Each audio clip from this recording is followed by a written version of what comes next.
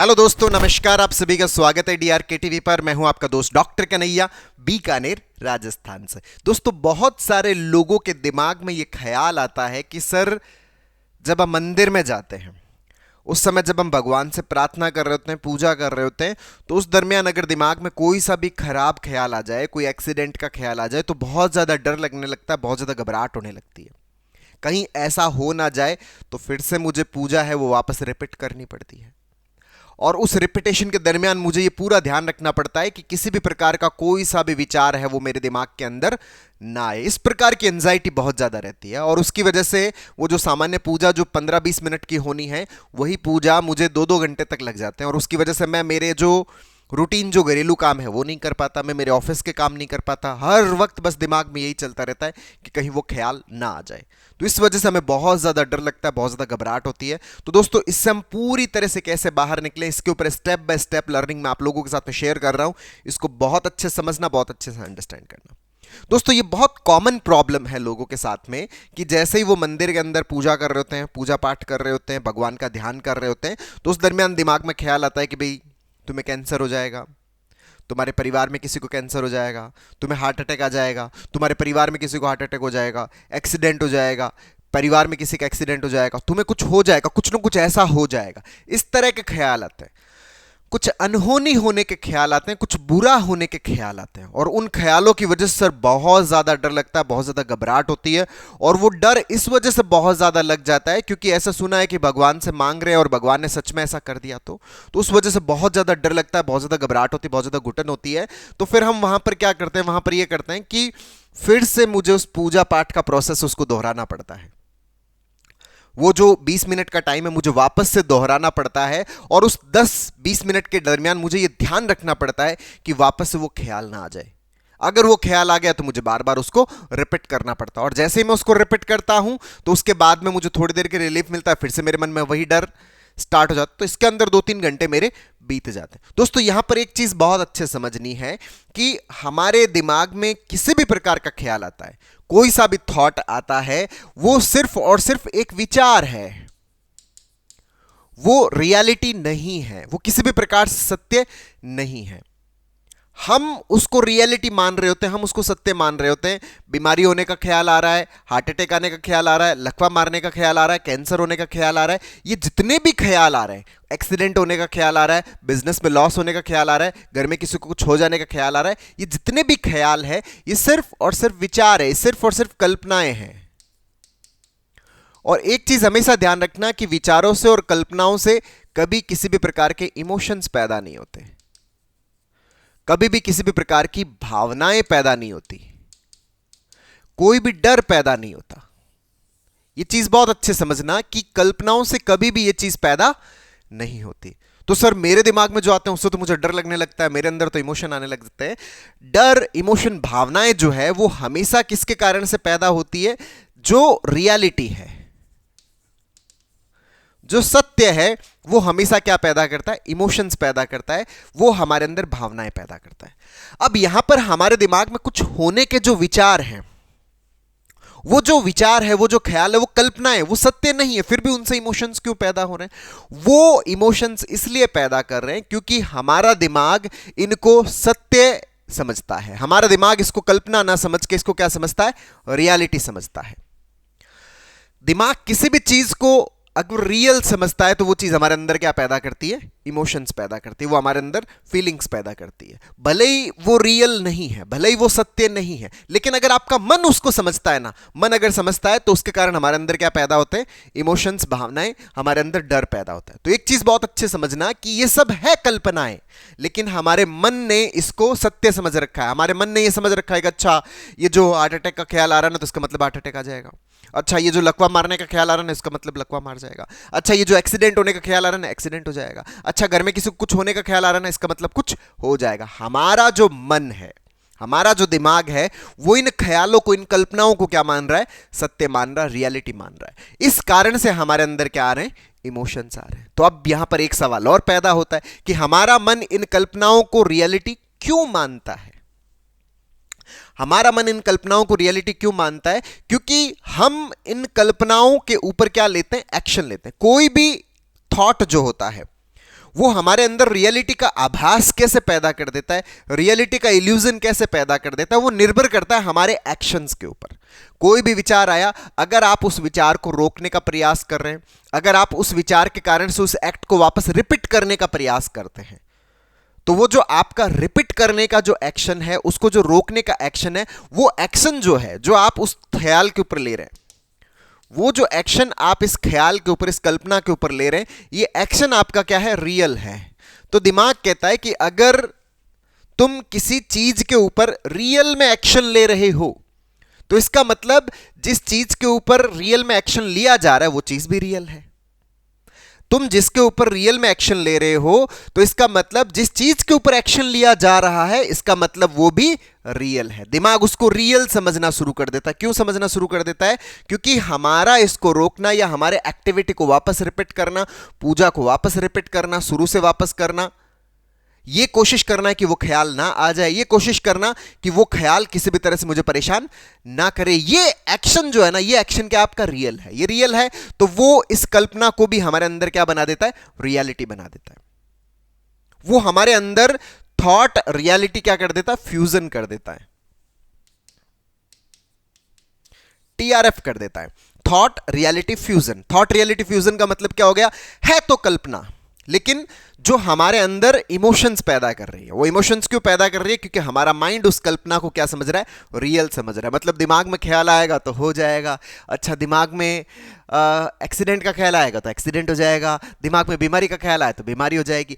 ऐसा किसी भी सूरत में संभव नहीं है, ऐसा किसी भी सूरत में पॉसिबल नहीं है। लेकिन हम चूंकि इसके ऊपर एक्शंस लेते हैं, इस कारण से हमारा दिमाग इन कल्पनाओं को क्या समझना शुरू कर देता है, रियलिटी समझना शुरू कर देता है, वास्तविकता समझना शुरू कर देता है। अच्छा, यहां पर एक चीज और समझ लेते हैं, ये एक्शन भी हम क्यों लेते हैं? अगर मान लो कि मैं सर अगर ये एक्शन लेना बंद कर दूं, कि मैं विचारों को रोकना अगर बंद कर दूं, मैं अगर पूजा को रिपीट करना बंद कर दूं कि ठीक है एक बार कर लिया ना, ख्याल आ गया, ठीक है, मैंने उसके ऊपर कुछ भी रिएक्ट नहीं करना, तो फिर क्या होगा? तो ये होगा कि ये जो थॉट रियलिटी फ्यूजन है ना, ये क्या हो जाएगा, टूट जाएगा। डिफ्यूजन जो है वो हो जाएगा, फ्यूजन ब्रेक हो जाएगा। फ्यूजन ब्रेक होने से क्या बेनिफिट मिलेगा सर?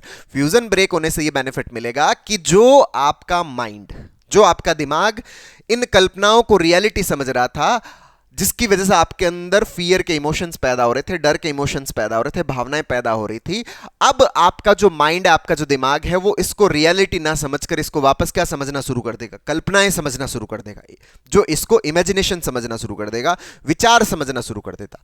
तो जब इसको विचार, कल्पनाएं, इमेजिनेशन शुरू कर देगा, तो उससे वापस इमोशंस आएंगे नहीं। जो कल्पनाएं हैं, जो विचार है, जैसे मान लीजिए कि अभी मैं आपको बोलूं कि ठीक है, इस वीडियो को देखने के दरमियान ही मैं आपको कहूं कि ठीक है कल्पना कीजिए। सर कौन सी कल्पना करें? कल्पना करिए कि मैंने आपके मुंह के अंदर रसगुल्ला रख दिया है। अब मैंने आपके मुंह के अंदर रसगुल्ला रख दिया है, अब आप मिठास महसूस करिए। आपके अंदर क्या मिठास के इमोशंस आएंगे? नहीं नहीं सर, मिठास के इमोशंस तो कहां से आएंगे? क्यों? कल्पना करवाइए ना मैंने कि आप मुंह खोले, आपके मुंह के अंदर मैंने रसगुल्ला रख दिया, आप मीठा मीठा महसूस करिए। मीठा महसूस हो रहा है? नहीं, बिल्कुल भी मीठा महसूस नहीं हो रहा। क्यों मीठा महसूस नहीं हो रहा? क्योंकि मैंने आपको कल्पना करवाई है, इमेजिनेशन करवाया है। ये जो इमेजिनेशन है ना, ये जो कल्पना है, वो किसी भी प्रकार का इमोशंस पैदा नहीं करती, किसी भी प्रकार का डर पैदा नहीं करती। तो अगर मैं चाहता हूं कि मेरा जो है इमोशंस, मेरी फीलिंग्स, जो मेरा फियर है, जो मेरी घबराहट है, मेरी बेचैनी है, मेरी पूरी खत्म हो, तो मुझे क्या करना पड़ेगा? मुझे किसी भी प्रकार का एक्शन नहीं लेना है। अगर मैं एक्शन नहीं लूंगा तो जो थॉट रियलिटी फ्यूजन है, वो टीआरएफ है, वो टीआरडी में कन्वर्ट हो जाएगा, थॉट रियलिटी डिफ्यूजन में कन्वर्ट हो जाएगा। तो थॉट रियलिटी डिफ्यूजन में कन्वर्ट होगा तो जो इमेजिनेशन, कल्पना है, वो किसी भी प्रकार के इमोशंस पैदा नहीं करेगी। मतलब हमें किसी भी प्रकार का डर नहीं लगेगा, हम थॉट्स के प्रति क्या हो जाएंगे, न्यूट्रल हो जाएंगे। तो ये चीज तो हमें बहुत अच्छे समझ में आ गई। तो एक चीज और यहां पर समझ लेते हैं कि हम ये एक्शन ले ही क्यों लेते हैं। हम ये एक्शन इसलिए ले लेते हैं क्योंकि अक्सर हम इस बातों को सुन लेते हैं कि अच्छा भगवान से जो मांगोगे तो वो मिल जाता है, प्रार्थना करते हो तो वो चीजें मिल जाती है। ये जो बातें हैं, ये बातें क्या है कि हमें बहुत ज्यादा डरा देती है कि अच्छा मैं तो प्रार्थना कर रहा हूं, प्रार्थना में अब ये ख्याल आ गया तो भगवान को कहीं लगेगा कि इसने भाई ये मांगा है तो इसको दे देता हूं, इसको दे देता हूं। तो अच्छा इसने कैंसर मांगा है तो कैंसर दे देता हूं, इसने शुगर मांगी है तो शुगर दे देता हूं, इसने हार्ट अटैक मांगा है तो हार्ट अटैक दे देता हूं, इसने लकवा मारना है तो लकवा दे देता हूं। तो इस कारण से सर डर लगता है कि कहीं वो सच में सचता ना हो जाए। तो इसलिए क्या है कि मतलब बहुत ज्यादा डर लगता है, इसलिए मैं उसको रोकने का प्रयास करता हूं। ये अक्सर लोग बताते हैं कि सर कल को ऐसा ना हो जाए कि भगवान की प्रार्थना के दरमियान हम ऐसा बोल रहे हैं और प्रार्थना जब करते हैं तो वो सच हो जाते हैं। अच्छा, प्रार्थना करते हैं सच हो जाते हैं, तो मुझे बताना कि अभी तक आपने इतनी सारी प्रार्थनाएं की, उसमें से कितनी प्रार्थनाएं आपकी सच हुई है? कितनी भगवान ने, बस आपने मांगा और भगवान ने दे दिया? ऐसा कितना? ऐसा होता तो फिर तो काम करने की जरूरत ही नहीं, आराम से बिजनेस चलते, रोजाना सारे लोग यही मांगते भगवान बिजनेस चला दो, और वो सीधा जाके सो जाते कि ठीक है अब भगवान से मांग लेना, अब तो अपना बिजनेस चल जाएगा। अच्छा, स्टूडेंट्स के लिए कितना इजी हो जाता, ठीक है मंदिर में जाके भगवान से मांगना ही तो है, ठीक है मुझे डॉक्टर बना दो, बस जाके सो गए, अब अपने आप ही डॉक्टर बन जाएंगे। अच्छा, मुझे इंजीनियर बनना है, अच्छा मांग लिया भगवान से तो अपन इंजीनियर बन जाएंगे। अच्छा, मुझे आईएएस ऑफिसर बनना है, बस भगवान से मांग लिया ना, अब जाके अपन क्या है कि सो जाते हैं, कुछ करते नहीं, अपन आईएएस ऑफिसर बन जाएंगे। अरे भाई साहब, जिंदगी में चीजें जो होती है उसके लिए अथाह मेहनत करनी पड़ती है, अथाह परिश्रम करना पड़ता है, तब जाकर चीजें जीवन में घटित होती है। ऐसे खाली मांग लेने से या प्रार्थना कर लेने से चीजें घटित नहीं होती। तो फिर प्रार्थना क्यों करते हैं, इस चीज को बहुत अच्छे समझना कि प्रार्थना क्यों करते हैं। दोस्तों, प्रार्थना जो हम करते हैं वो कोई इसलिए नहीं करते कि भगवान हमें कुछ दे देगा। भगवान हमें देता है तो वो किस तरह से देता है और हमें किस तरह से मिलता है, उस चीज को समझने की जरूरत है। हम जब प्रार्थना करते हैं तो प्रार्थना जो होती है वो 15 से 20 मिनट की होती है। 15 से 20 मिनट हम किसी भी प्रकार का, भगवान जैसे मंदिर भी जाते हैं या भगवान का कोई भी पूजा पाठ करते हैं, तो ये जो एक्ट होता है, ये एक्ट हमारा लगभग 15 से 20 मिनट का होता है। और ये जो 15 से 20 मिनट का जो एक्ट होता है, इस एक्ट के दरमियान हमारी जो कॉन्शियस है, वो कॉन्शियस जो मंदिर का जो एक पॉजिटिव आवरण होता है, उस पॉजिटिव आवरण के साथ में क्या होती है, कनेक्ट होती है। क्योंकि बचपन से हमें सिखाया जाता है कि अच्छा ये पॉजिटिव है, पॉजिटिव, तो हमारी कंडीशनिंग हुई हुई होती है। और वो जो कंडीशनिंग हमारी हुई हुई होती है, 15 से 20 मिनट तक जब हम किसी एक चीज पर कॉन्सेंट्रेट करते हैं, मान लो मैं भगवान से प्रार्थना भी कर रहा हूं, तो मैं क्या कर रहा हूं, 15 से 20 मिनट तक लगातार क्या कर रहा हूं, मैं एक ही संकल्प को बार बार दोहरा रहा हूं, एक ही नाम को मैं बार बार दोहरा रहा हूं। तो जब मैं 15 से 20 मिनट तक ऐसा करता हूं, तो ये मेरी कॉन्शियस को किसी एक चीज पर क्या करती है, फोकस करती है। जब कॉन्शियस एक चीज पर फोकस होती है, तो मेरा जो पैरासिम्पैथेटिक नर्वस सिस्टम है, मेरा जो पैरासिम्पैथेटिक नर्वस सिस्टम है वो स्टिमुलेट होता है। और पैरासिम्पैथेटिक नर्वस सिस्टम जब स्टिमुलेट होता है तो उसकी वजह से हमारे अंदर रिलैक्सेशन पैदा होता है। और जब रिलैक्सेशन पैदा होता है तो मुझे क्या मिलता है, सुकून मिलता है, मुझे शांति मिलती है।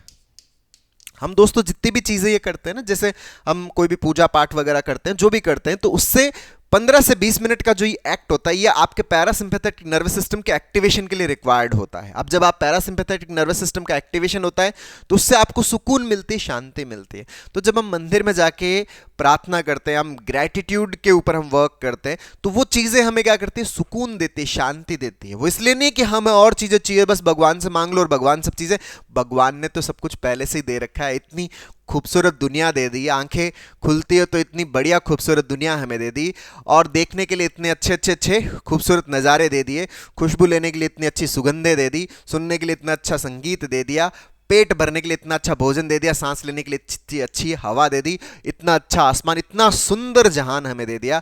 अब उसके बावजूद भी हम यही मांग रहे हैं कि नहीं और कुछ दे दो, और कुछ दे दो। तो वो जो चीजें हम जो मांग रहे हैं, वो मांगना ऐसा नहीं कि बस मांग लिया तो बस पूरा हो जाएगा, नहीं। हाँ, हम मंदिर जाते हैं, हम पूजा करते हैं, हम पाठ करते हैं, हम जो 15-20 मिनट का ये जो टाइम पीरियड होता है, ये हमें क्या देता है, सुकून, शांति देता है। क्यों देता है? क्योंकि वो हमारे पैरासिम्पैथेटिक नर्वस सिस्टम को स्टिमुलेट करता है, उससे हमें अच्छा फील होता है। अच्छा, जब आपको सुकून मिलता है, शांति मिलती है, और सुकून शांति से अगर आप कोई भी काम करते हो तो आपका फोकस ज्यादा बैठता है, फोकस ज्यादा बैठता है तो आप उस काम के अंदर सफल होने की आपकी संभावनाएं बढ़ जाती है। अच्छा, वो सफल, और वो जो आपको जो सफलता मिल रही है, जो आपको सक्सेस मिल रही है, वो किस कारण से मिल रही है, वो आपकी मेहनत, आप रिलैक्स होकर मेहनत कर रहे हो। अच्छा, वो रिलैक्सेशन, वो जो सुकून शांति है, वो जो आपका पैरासिम्पैथेटिक नर्वस सिस्टम एक्टिवेट हुआ है, जिससे आपके भीतर रिलैक्सेशन है, उसकी वजह से हो रहा है। ऐसा नहीं कि बस जाके मांग लिया तो बस पूरा हो जाएगा। इस बात को बहुत अच्छे समझना है। हम इसको जब नहीं समझते तो हम क्या है कि इस चीज को अपने दिमाग के अंदर एक फियर पैदा कर लेते हैं। अच्छा, बस मांगा था इसलिए हो जाएगा, तो पॉजिटिव मांग रहे तो पॉजिटिव होता है, तो नेगेटिव मांग रहे तो नेगेटिव हो जाएगा। ना तो पॉजिटिव मांगने से पॉजिटिव होता है, ना नेगेटिव मांगने से नेगेटिव होता है। पॉजिटिव नेगेटिव कुछ भी नहीं होता, ईश्वर की नजर में तो कुछ भी नहीं है ना। उन्होंने तो आपको खूबसूरत सा दुनिया दे दिया, अब यहां पर जो आप अपनी मेहनत से जो भी करते हो वो आपके ऊपर निर्भर करता है। ऐसा नहीं बस मांगा तो यहां पर ये डर भी पैदा हो जाता है, अच्छा दिमाग में ये बीमारियों के ख्याल आ रहे हैं ना, कहीं ये सत्य ना हो जाए।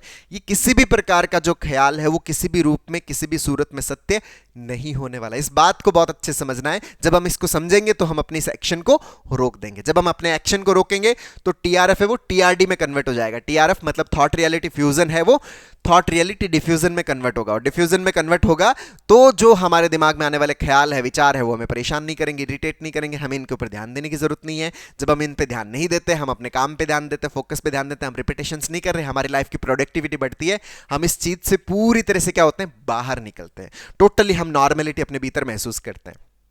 तो दोस्तों उम्मीद करता हूं आपको ये वीडियो पसंद आया होगा, नीचे कमेंट बॉक्स में लिखकर जरूर बताइएगा। और अब तक यदि आपने मेरे यूट्यूब चैनल DRK TV को सब्सक्राइब नहीं किया तो प्लीज उसे सब्सक्राइब करें, ताकि मेरे नए वीडियो का नोटिफिकेशन आप तक सबसे पहले पहुंचे।